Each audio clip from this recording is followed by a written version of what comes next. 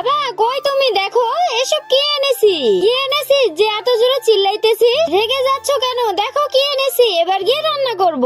যা করিস কর, যা তো। আমার বাবা প্রথমে একটু রেগে যায় কিন্তু পরে ঠিকই বসে আগে খায়। তো এবার আমি এই সবগুলো সুন্দর করে কেটে নিব। এবার এগুলো গরম পানিতে সিদ্ধ করে তুলে নিব। এবার কড়াইতে তেল দিয়ে ঝাল মশলা ছেড়ে দিয়ে সবকিছু সুন্দর করে মিক্স করে নিব।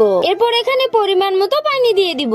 আমার রান্নাটা পুরোপুরি দেখার আগে ভিডিওতে লাইক দিয়ে চ্যানেলটাকে একটু সাবস্ক্রাইব করে দাও প্লিজ। এবার এখানে সবকিছু ছেড়ে দিয়ে একটু নেড়ে চেড়ে একটা গামলাতে তুলে নিব।